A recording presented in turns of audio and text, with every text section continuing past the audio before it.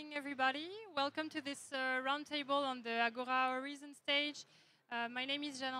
I'm an innovation project manager in Bpifrance, and I'm happy to present today this roundtable dedicated to digital innovation, a driver of Franco-Japanese cooperation. So today we have two wonderful speakers, Mr. Fumihaka Ebihara, General Director of NEDO, and Mr. Marc Kaplan, CEO and co-founder of Veriqloud.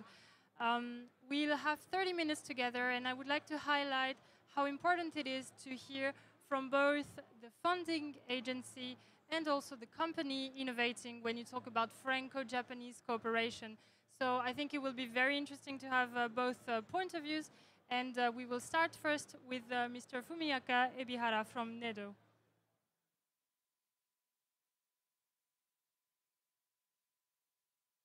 Hi, thank you for having me in a special panel discussion event today.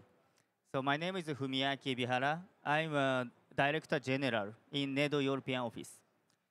So I also have a different position as a special advisor to Japanese government, the Ministry of Economy. So I will explain about how the NEDO's role in supporting digital innovation today. So NEDO is the largest national innovation funding agency about energy, environment, and industrial technology. It's very similar to Bpifrance and partially similar to ADEME in France government. So we are under the umbrella of the METI. So we are doing like a policy about technology and R&D. So we have the 50 billion euros. So we are not research institute. So we stimulate the innovation by using subsidies. And our mission is not like a basic research, but more like a technology to market. So we are very close to commercialization, business sector.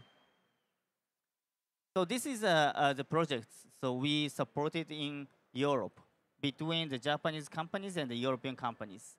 So it is very focusing on energy environment, but so some of that is related to digital, AI, kind of like that. So we have the two measures to support for the Japanese startup to collaborate with the French companies. So first of that is the Deep Tech Startups program. So we can support two R&D projects for Japanese deep tech startups. So we have supported about 100 Japanese deep tech startups. So actually the amount of the budget is not small. So it's so competitive program. So we have the 4 public calls per year, so many chances for Japanese deep tech startups, and for R&D conducted outside Japan, up to 50%. So we use this to accelerate, to collaborate with internationally. So second one is the co-funding action. So we are joining Eureka Global Stars.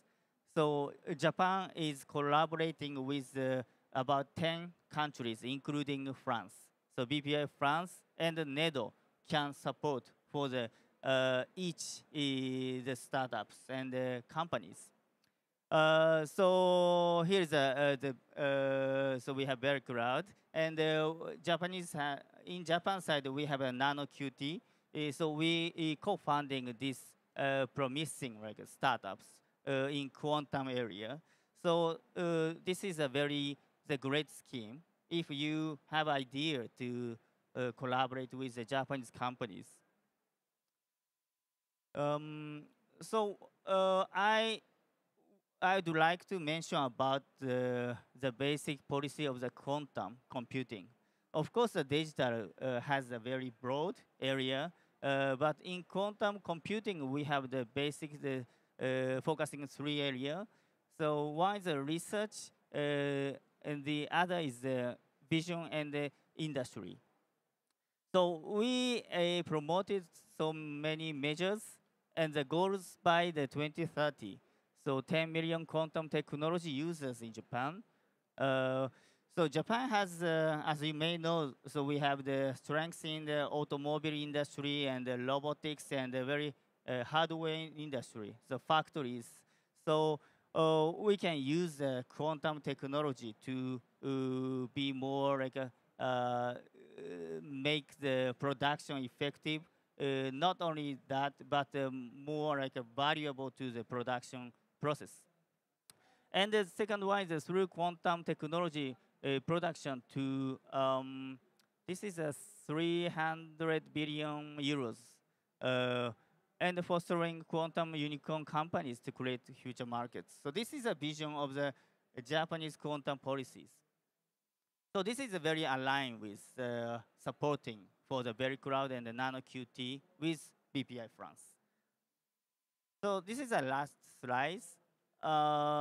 This is a mapping of the industrial and academic players in quantum. So in quantum, so many areas. So we have the strength in technology. So Japanese companies usually is not good at doing business. So even though we have the technology, so Japanese people is very shy. So it's very hesitate. They hesitate to collaborate with internationally overseas. And we have the big market in domestic.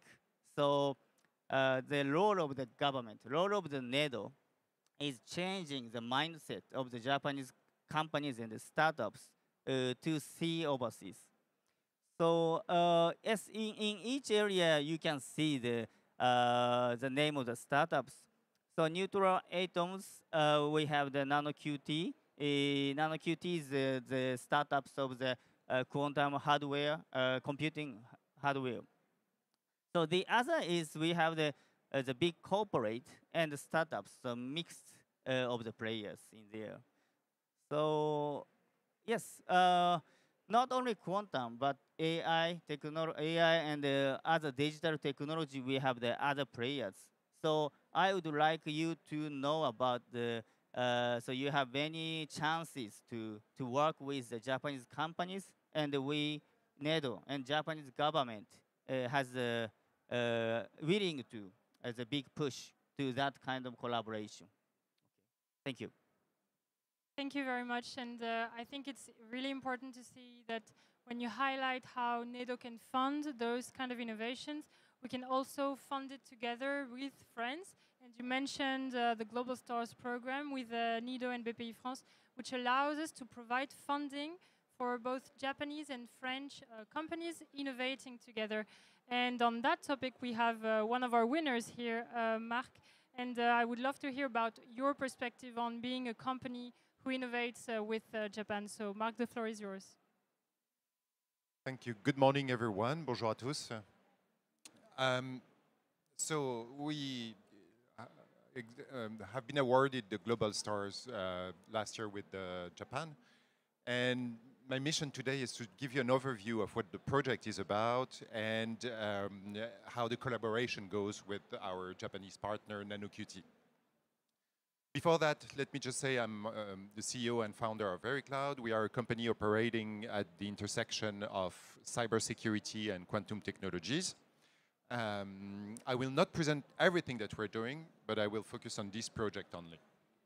So, in quantum technologies, there are a few different subfields that you might have heard about. And I mean, the main one, the one that you probably have heard about, is quantum computing. Here on the left, this is a quantum computer. And it has the potential to solve problems that are untractable for classical computers. I won't go into details. There are presentations here at Big about quantum computing. And we've seen that there are many different technologies. We've seen it in the previous slide. So it's very exciting. It has lots of applications in optimization, in pharmaceuticals, in AI. But it will still take years to develop, right? So the companies today are developing the building blocks of future quantum computers. There's a lot of investment about that. But another field of quantum technologies that is much more mature is quantum networks. So quantum networks already exist. It's a technology that is much simpler to put into practice, and they have been around for a number of years. However, they only do a single thing today, is establishing shared encryption keys that are much more secure than anything you can do with classical networks. So you see here, the difference is that the networks, they exchange quantum states of light. Again, I won't go into technical details. But what you need to know is that the networks already exist. So actually, Japan was one of the pioneers of the field. They have this network operating for more than 10 years now. China has the largest network in the world. We have, and in the EU, we have 26 national test beds among the 27 member states, right? So it's a field that is very active, and it works rather well in practice, right? So what we do at Veriqloud is working in this second area of quantum networks. We do a little bit of hardware and mostly applications for quantum networks, trying to show or to demonstrate and to propose solutions where these quantum networks are useful, with the goal of developing in the long term a quantum internet. Quantum internet, so this is, you know, some sort of, in this more research side, some of the deliverables that we have around this quantum internet. What I mean about quantum internet, right? So this is the situation today. I just mentioned the networks, the existing quantum networks, they only perform a single task, which is establishing shared encryption keys. Whereas in the late future, when quantum computers will exist, basically, the quantum networks, they will have evolved as well, and they will connect quantum computers to each other. And the reason for that, the reason we want to connect quantum computers to each other is because this is the best way to scale quantum computers, right? So quantum computers, they exist today. They are around, but they don't do anything that is better than what you can do with your cell phone, basically. So if we want to have efficient or useful quantum computers, we need to scale them and add more and more computing power. And the best way to achieve that is to interconnect quantum computers with quantum networks. This is exactly what NanoQt is an expert of. So NanoQt is our partner in this project. And what we see as the killer application of quantum network also happens at this stage, the stage of connecting to quantum computers. Basically, what we know for a long time is that with a hardware that is very similar to the one that already exists today, if you have quantum computers in the first place, and if you can connect this hardware to your quantum computer, then you can achieve a very important task for cybersecurity, which is private quantum computing, or as we call it in this field, blind quantum computing. What that means is that the very simple hardware here can send an encrypted version of the program that it's running on the quantum computer, on the remote or on the cloud quantum computer, in a fully encrypted way. Right? So you connect to your quantum computer in the cloud. It's operated by IBM, Fujitsu, or whoever, but they only see an encrypted version of the program, and they are not able to learn anything about what is running on the quantum computer. This is a problem that is extremely important for in classical computing as well, and there are solutions to this problem. They're not completely satisfying. It turns out that in theory, it's easy for quantum computers. If you can get this setup, it's easy for your quantum computer. However, it's known that from a physical point of view, this setup is extremely difficult to achieve, whereas this setup here is, let's say, it's in the roadmap of development of almost all the quantum computing companies right now, right? So what we're doing is trying to show how we can combine these two tasks together to have a practical implementation of blind quantum computing using the interconnections between quantum computers. So you can see that the project really takes advantage of both fields of expertise from NanoQt and Veriqloud. So actually, NanoQt were the ones that initiated the project. They came to us. They were not shy, and they came to us, which I was very happy about. What mattered to us, right, is that NanoQt, they have this unique technology for interconnection that was already proven in a lab at the University of Tokyo.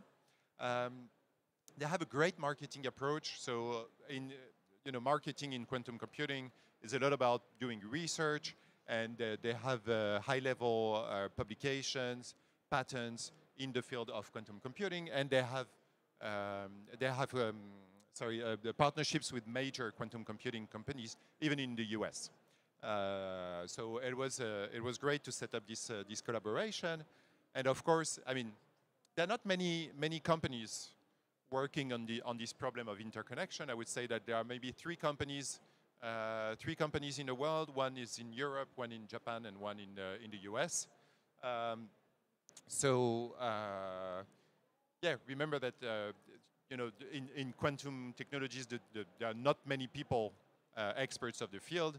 We have to work, whenever there is an opportunity with a company like with world-known experts such as NanoQt. It was great for us to set up this partnership. I think that's it. Yes.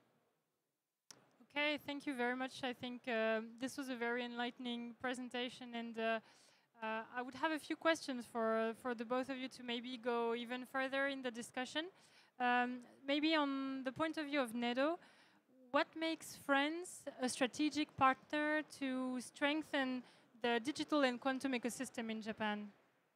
So from the NEDO, not only NEDO, but Japanese government and the companies, France has a strength in the fundamental science level. So many of the high quality of the scientists and the technology, and the scientists who knows about the business also. So one thing is that, and second is actually the French government did the French tech policies to accelerate the the startups. So many promising French startups were generated because of the French tech, the movement. So this is what the Japan sees. France is one of the key countries to collaborate with. And the third is geological the advantage of the France. So many the Japanese startup and companies come to the Europe, but even though their destination is other countries, they drop in the Paris or France somehow. so that's because they have a meeting with the specialists or scientists or companies in Paris. So this is a very good advantage of the center of the Europe, and a very good access to the other countries and the other market. So that's a very that's what the NEDO's view about France. Yeah, thank you. And you mentioned the French tech efforts that, of course, France provided for the last 10 years or so, where we really try to enhance this ecosystem. And from the point of view of a French startup, would you see some specific areas or sectors in the quantum ecosystem where France and Japan collaboration could offer an advantage? Well, yeah, from the more technical point of view, let's say, I mean, Japan has like this outstanding academic environment, so ideal for deep tech, and there are probably many other answers than the one that I'm going to give. But what I was interested in is that is the following. So remember that I started by saying that we work at the intersection of cybersecurity and quantum technologies. Quantum technologies, if you look at wherever in the world, most of the companies, they have the same roadmaps for scaling. So it's not really like a regional thing. However, cybersecurity, the perception of cybersecurity is very, very different in different regions of the world. And I was surprised. I would say that so of course in Europe we have more or less, there are some subtle differences between France and Germany and France and Netherlands and so on. But I would say that around this project, let's say that we found very easily a convergence in terms of the view, why we thought that it was interesting to add this level of privacy to computing. And more generally, let's say that the view on what quantum technologies can add to cybersecurity, I would say it's rather similar between France and Japan. So, you know, even if the country is very far, you know, culturally very, very different, of course, but at least this, I mean, it was very fast to agree on the core goals of the project because we shared the same view already on the long-term development of these technologies and how we should integrate them. I think that's very interesting, and you mentioned all the potential areas where you can collaborate, and also I think from NEDO you highlighted how public support can be instrumental in this. So I would have another question for you, which is Bpifrance, when we evaluate the companies would like to support, we use some criteria. For NEDO, what would be the key criteria when you decide to support a company? Japanese companies too. Okay, so NEDO is not the research institute, so we are not doing like a very fundamental research. So we are always working with the companies how to get technology into the market. So we have a know-how and the experience to do that. So the view is how this technology or the startups can get into the market. So the market-centered idea, so NEDO have. And the second, the view about how the NEDO evaluates the collaboration between the Japanese companies and the European companies is maybe complementary. So in the Veriqloud and the NanoQt's case, the software and the hardware, so that kind of like not both of the side has the same technology and the strengths. So one startups can complement the others. So that's what so Japan and France can do more. And additionally, in this context of the economic security, so for example, cybersecurity also and the other things. So after the United States, these recent situation, so it is the importance for the European countries and the Japan's alliance is getting increased. So I think not many risks between Japan and the European countries. So government level, so we often have this kind of discussion.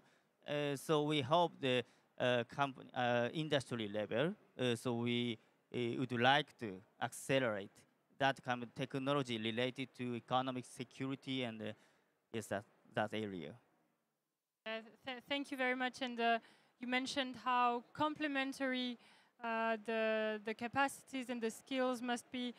Maybe for you, Marc, my last question would be, your project has only begun, it's quite recent. What do you hope to gain at the end of the project from this collaboration? Well, so, you know, we're still having years of physical development before quantum computers exist. But what we're trying to achieve, I mean, it's really modest, but at the same time, it's very deep and scientific. What we want to achieve is a roadmap, right? We want to perform these interconnections that I showed before, and we want to integrate our technology inside to be able to make the whole computing private. And I think that now everybody realizes that private computing is very important, both in the field of classical and quantum computing.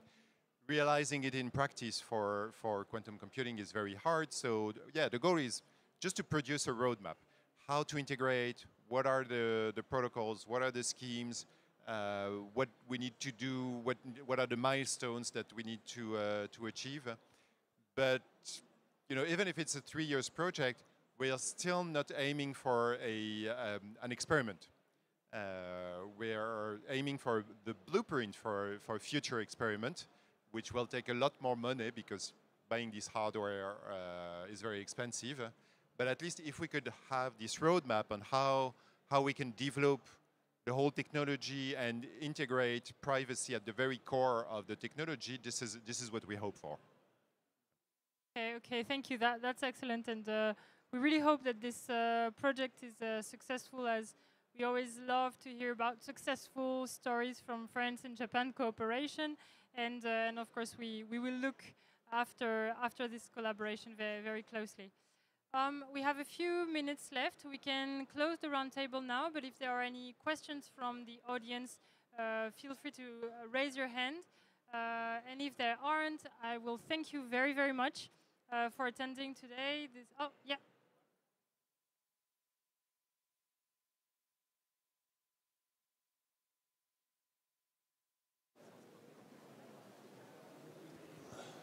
Can you hear? Oh, sorry.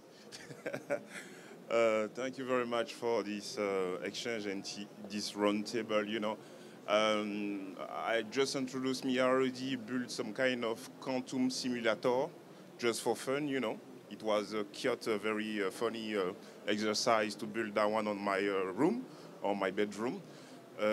I use IBM technology to do that one. And my question is, with the level of technology right now, can we build some kind of startup or real services? Because sometimes when people talk about quantum, two kind of questions come in mind. It's too far away, it's not ready. And I came to this point, if I can build a simulator, use that one on my room, or even though go to the big vendor like AWS or IBM or Microsoft or Google Cloud or whatever kind of provider, I can use all the cloud computing around that services like brackets with AWS and stuff like that, and I can build something and sell that one. But anytime when people come with this kind of idea, they already have some kind of idea like, oh, you know what, we not want to talk about that because that technology is not ready. Thank you. Just to the question, the main question is, with this level right now, can we build some real proof of concept, Thank you. I can try to answer. I would say like a very, very practical answer is yes, because there are companies already, at this stage trying to propose the, simulations. What I can say is that the value proposition of these companies, if you want to build a startup, you need a value proposition. The value proposition right now, there are twofold. One is to use this technology to integrate already quantum computing in the workflow of, let's say, the financial sector or others, so that they are ready whenever quantum computers are available. And the second one is to discover, let's say, new applications, or to offer a platform to discover new applications that can lead to better classical algorithm. But these classical algorithms are sort of quantum inspired. So these are the two things that I see around in this software quantum computing companies. But if you're interested, I can point out specific companies later. Yeah. Okay, thank you very much, and thank you again to the both of you. And of course, feel free to reach out to us if you have any questions regarding this roundtable afterwards. And I wish all of you a nice event, and thank you again. Thank you.